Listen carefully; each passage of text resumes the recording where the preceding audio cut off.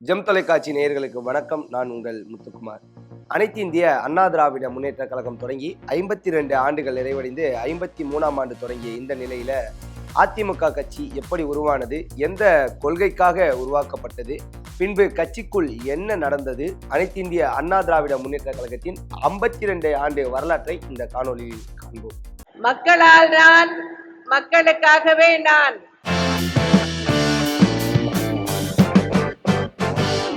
1972ஆம் ஆண்டு அக்டோபர் 8ஆம் தேதி சென்னை லாய்ட்ஸ் ரோட்லேயும் திருக்கழுக்குன்றத்திலேயும் ஒரு பொதுக்கூட்டம் நடக்குது. இந்த 2 கூட்டங்களிலும் திமுகவில் ஊழல் மலிந்து விட்டதாகவும் கட்சியின் வரவு செலவு கணக்கு கேட்டும் பல குற்றச்சாட்டுகளை எம்ஜிஆர் அவர்கள் மேடையில் வந்து அடுக்கிறாரு. இந்த பொதுக்கூட்டத்திற்கு பிறகு அக்டோபர் 10ஆம் தேதி எம்ஜிஆர் திமுக கட்சியிலிருந்து தற்காலிகமா நீக்கப்படுறாரு. அவரிடம் விளக்கம் கேட்டு நோட்டீஸும் அனுப்பப்படுது. தொடர்ந்து அக்டோபர் 14ஆம் தேதி கட்சியிலிருந்து நிரந்தரமாக எம்ஜிஆர் அவர்கள் நீக்கப்படுறாங்க. திமுகவை விட்டு வெளியேறிய பின் நடந்த பத்திரிகையாளர் சந்திப்பின் போது உங்களை கட்சியிலிருந்து நீக்கிவிட்டார்கள் என்று பத்திரிகையாளர்கள் கேட்க, எல்லாருக்கும் பாயாசம் கொடுங்க அப்படின்னு சொல்லிட்டு பதில் சொல்லிட்டு போறாரு எம்ஜிஆர். அதன் பிறகுதான் எம்ஜிஆர் போட்டியிட்ட பரங்கிமலை தொகுதியின் பொறுப்பாளரான அனகாபுத்தூர் ராமலிங்கம் அதிமுக என்ற பெயர்ல சொசைட்டி ஒன்றை பதிவு செய்து வைத்திருக்காரு. அதுல சேரும் முடிவை அக்டோபர் 16ஆம் தேதி எம்ஜிஆர் அவர்கள் எடுக்கிறாரு. இதன் பிறகு அக்டோபர் 17ஆம் தேதி அதிகாரப்பூர்வமா அறிவிக்கிறாரு எம்ஜிஆர் அவர்கள்.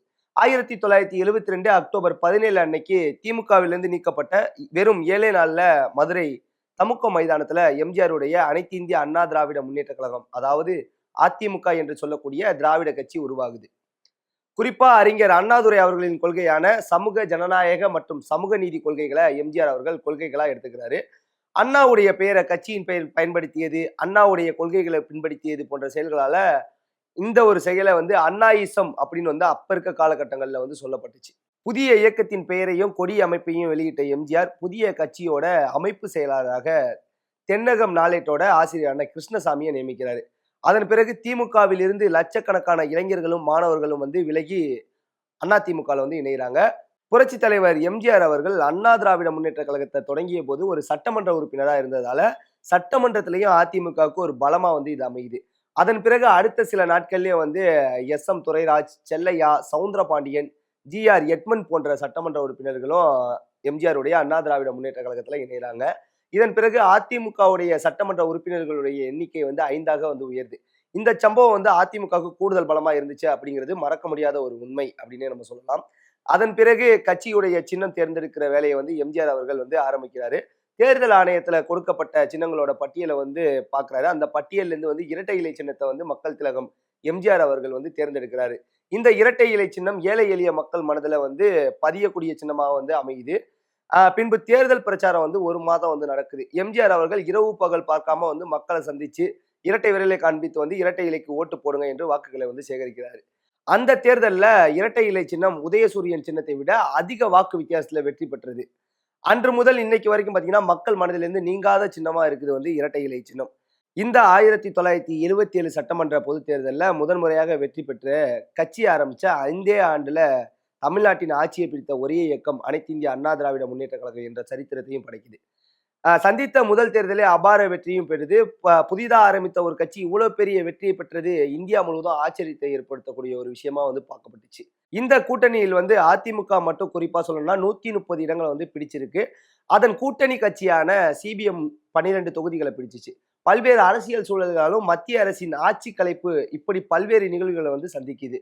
அதற்கு முன்பே வந்து பாண்டிச்சேரியில 1974ல முதலாக அண்ணா திராவிட முன்னேற்ற கழகம் ஆட்சியை பிடிக்குது.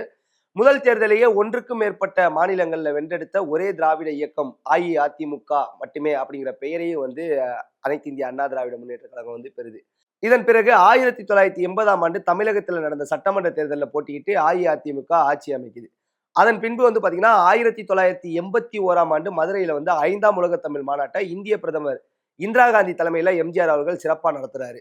அதன் பிறகு 1984ல நடைபெற்ற பொது தேர்தலில் அமெரிக்க மருத்துவமனையில சிகிச்சை பெற்றுட்டு வந்த எம்ஜிஆர் அவர்கள் மருத்துவமனையில இருந்த போதுமே வந்து தேர்தலில் போட்டியிட்டு ஆட்சி அமைக்கிறாரு.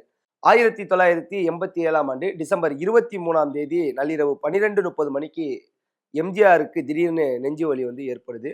அதை தொடர்ந்து வந்து பாத்தீங்கன்னா மயக்கமடைந்த எம்ஜிஆருக்கு மருத்துவர்கள் சிகிச்சை அளிக்கிறாங்க. மருத்துவர்கள் சிகிச்சை அளித்தும் சிகிச்சை பயனளிக்காதனால 1987 டிசம்பர் 24 அதிகாலை 2:30 மணிக்கு எம்ஜிஆர் அவர்கள் காலமாறாங்க. தமிழர்களை நிலைகுலைய வைத்த இந்த எம்ஜிஆரோட மரணம் கட்சியை ஒரு கலக்கத்துக்கு உள்ளாக்கியது அப்படின்னு சொல்றான். அந்த நேரம் அதாவது ஜெயலலிதா அம்மையாருக்கும் ஜானகி அவர்கள் இருவரும் சேர்ந்து 2 அணிகளாக அதிமுக பிரியுது. அதற்கிடையில கவர்னர் குரானாவின் அழைப்பை ஏற்று முதல்வராக எம்ஜிஆரோட மனைவி ஜானகி அவர்கள் வந்து பதவியேற்கிறாங்க. ஆனால் வெகு வேகமாக முடிவுக்கு வந்தது அந்த ஆட்சி அப்படின்னே வந்து நம்ம சொல்லணும். தமிழகத்தோட முதல் பெண் முதல்வர் என்ற வரலாற்று பெருமையை வந்து எம்ஜிஆரோட மனைவி ஜானகி அவர்கள் எடுக்கிறாங்க. ஆனா அந்த பேர் வந்து ரொம்ப நாள் நிலைக்கல அப்படின்னே சொல்லலாம். 24 நாட்கள் மட்டுமே அவர்களால் வந்து முதல்வரா இருக்க முடிஞ்சுச்சு. எம்ஜிஆர் அவர்களுடைய மனைவி ஜானகி அம்மாள் வந்து கட்சியிலிருந்து ஒதுங்கி இருக்க வந்து சம்மதிக்கிறாங்க. அதன் பிறகு அதிமுக வந்து முழுமையாக வந்து ஜெயலலிதா அம்மையார் வசம் வந்து வருது. 1989ஆம் ஆண்டு நடைபெற்ற மக்களவைத் தேர்தல பிளவுபட்டிருந்த அதிமுக ஒன்றிணைந்து எதிர்கொள்து. இதனால வந்து 17.12% வாக்குகளை பெற்று 11 இடங்கள்ல வந்து வெற்றி பெறுது. அதிமுகவின் 2 அணிகளும் இணைந்ததுக்கு பின்னணி வந்து 1991ஆம் ஆண்டு நடைபெற்ற சட்டப்பேரவைத் தேர்தலில் அதிமுக 44.4 விழுக்காடு வந்து வாக்குகளை பெற்று 164 இடங்கள்ல மாபெரும் வெற்றி பெறுது. அதன் பிறகு நடைபெற்ற 2001, 2011, 2016 சட்டமன்ற பொதுத் தேர்தலில் அனைத்து இந்திய அண்ணா திராவிட முன்னேற்ற கழகம் வந்து மாபெரும் வெற்றியை வந்து பெறுது. அதே போல 2014 நடைபெற்ற மக்களவை பொதுத் தேர்தலில் எந்த கட்சியும் கூட்டணி சேர்க்காம தன்னந்தனியாக கட்சியோட வெற்றி சின்னமா இருக்கக்கூடிய அந்த இரட்டை இலை சின்னத்துல போட்டிக்கிட்டு தமிழ்நாட்டுல 37 இடங்களை வந்து வெற்றி பெற்று இந்தியாவின் 3வது பெரிய கட்சியா வந்து முன்னேறி நிக்குது அதிமுக. தமிழ்நாட்டின் அரசியல் வரலாற்றுல ஒரு கட்சி 37 இடங்களை வென்றது வந்து இதுதான் முதல் முறை அப்படிங்கிறது வரலாற்று மிக்க ஒரு சான்று அப்படின்னு நம்ம வந்து சொல்லப்படுது. 2014ஆம் ஆண்டு செப்டம்பர் 27 அன்னைக்கு வந்து பரப்பன அக்ரகார சிறப்பு நீதிமன்றம் சொத்து குவிப்பு வழக்குல ஜெயலலிதா அவர்கள் குற்றவாளி என்று அறிவிக்குது. அதனால அவருடைய முதலமைச்சர் பதவியானது வந்து பறிபோகுது. அடுத்து வந்த 3 மாதங்களும் ஜெயலலிதா வந்து சிறையில இருக்காங்க. தமிழக முதல்வராக இருந்த ஜெயலலிதா நீதிமன்ற உத்தரவால பதவி இழந்த சூழல்ல தமிழக முதலமைச்சரா வந்து ஓ பன்னீர்செல்வம் அவர்கள் வந்து பொறுப்பேற்கிறாங்க. 2016ஆம் ஆண்டு டிசம்பர் மாதம் ஜெயலலிதா அவர்கள் சென்னை அப்போலோ மருத்துவமனையில வந்து சிகிச்சைக்காக சேர்க்கப்பட்டு சிகிச்சை பலனின்றி வந்து மரணம் அடைகிறாங்க. ஜெயலலிதா அம்மையாருடைய மரணமானது வந்து பல்வேறு சர்ச்சைகளை வந்து ஏற்படுத்தியது, கட்சிக்குள்ள வந்து பிளவுக்கும் வழிவகுக்குது. ஆனா கட்சியை வந்து சசிகலா கட்டுப்பாட்டுல வந்து அந்த கட்சியானது வந்து வருது. கடந்த 1991ஆம் ஆண்டு தொடங்கி 2016ஆம் ஆண்டு வரைக்கும் இறுதி வரைக்கும் அதிமுகவின் பொதுச் செயலாளராக வந்து அம்மையார் ஜெயலலிதாவே வந்து இருந்தது நிலையில ஜெயலலிதா மறைவிற்கு பின்னர் தான் அதே ஆண்டு டிசம்பர் 29ஆம் தேதி அதிமுகவுடைய பொதுக்குழு கூட்டத்துல கட்சியின் பொதுச் செயலாளரா சசிகலா தேர்ந்தெடுக்கப்படுறாங்க. அவர் தான் முதலமைச்சரும் ஆவாங்க அப்படின்னு அப்போ வந்து கூறப்பட்டுச்சு. 2017ஆம் ஆண்டு பிப்ரவரி 7ஆம் தேதி முன்னாள் முதல்வர் ஓபிஎஸ் சசிகலாவை வந்து யாரும் முதல்வராக ஏற்கவில்லை, அம்மா மரணத்துல வந்து மர்மம் இருக்குது, அது தொடர்பாக விசாரணை ஆணையை அமைச்சு விசாரிக்க வேண்டும், சசிகலா குடும்பத்தின் பிடியில் கட்சி இருக்கிறது அப்படின்னு பல்வேறு வகையான குற்றச்சாட்டுகளை முன்வைத்து தர்ம யுத்தம் வந்து தொடங்கினார் அப்படிங்கிறது நம்ம எல்லாரும் வந்து பார்த்த ஒரு விஷயம். ஆளுநரோட வருகை தாமதம், ஜெயலலிதா சசிகலா உள்ளிட்டோர் மீதான சொத்து குவிப்பு வழக்கோட தீர்ப்பு என அடுத்தடுத்த திருப்பங்களால எடப்பாடி பழனிசாமியை முதலமைச்சராக வந்து தேர்வு செய்யறாங்க சசிகலா.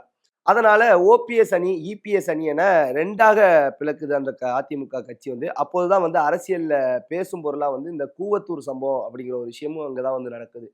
சொத்து குவிப்பு வழக்குல தண்டனை விதிக்கப்பட்டு சசிகலா சிறைக்கு சென்ற சில மாதங்கள்ல முதல்வராக எடப்பாடி பழனிசாமி, துணை முதல்வராகவும் கட்சியின் ஒருங்கிணைப்பாளராகவும் ஓ பன்னீர்செல்வம் என பதவிகளை பிரித்து கொண்டு ஓபிஎஸ் இபிஎஸ் அணி வந்து ஒன்னா இணையுது. 2017ஆம் ஆண்டு செப்டம்பர் 12ஆம் தேதி நடந்த அதிமுக பொதுக்குழு கூட்டத்துல சசிகலாவை வந்து பொதுச் செயலாளர் பதவியிலிருந்தும் கட்சியில இருந்தும் டிடிவி தினகரனை வந்து கட்சியில இருந்து நீக்கும் தீர்மானம் வந்து நிறைவேற்றப்பட்டு அவங்க வந்து நீக்கப்படுறாங்க.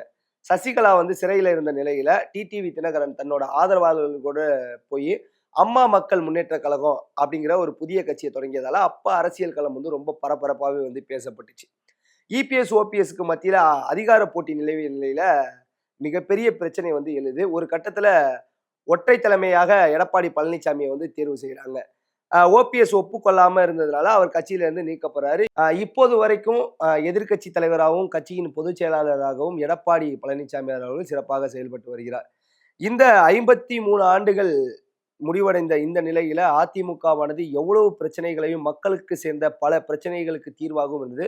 குறிப்பா சொல்லணும் அப்படின்னா எம்ஜிஆர் அவர்கள் ஆட்சி காலமாக இருக்கட்டும், புரட்சி தலைவி ஜெயலலிதா அவர்களுடைய ஆட்சி காலமா இருக்கட்டும், நிறைய இப்ப நடந்த அதிமுக ஆட்சி காலவர்கள் நிறைய மக்களுக்கான நிறைய பயன்களை வந்து சொல்லியிருக்காங்க.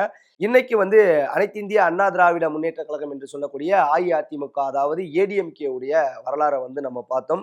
இந்த அதிமுகவினுடைய வரலாறுல ஏதாவது சிறு பிழைகள் இருந்தாலோ, உங்களுக்கு தெரிந்த பிழைகள் நான் ஏதாவது மிஸ் பண்ணியிருந்தாலோ நீங்க கமெண்ட் பாக்ஸ்ல வந்து கமெண்ட் பண்ணுங்க. அடுத்து எந்த கட்சியோட வரலாறு வேண்டும், இல்ல எந்த தலைவரோட வரலாறு வேண்டும் அப்படிங்கிறத வந்து கீழ இருக்க கமெண்ட் பாக்ஸ்ல கமெண்ட் பண்ணுங்க. மீண்டும் அடுத்த காணொளியில வந்து உங்களை சந்திக்கிறேன். அதுவரை உங்களிடமிருந்து விடைபெறுவது உங்கள் முத்துக்குமார்.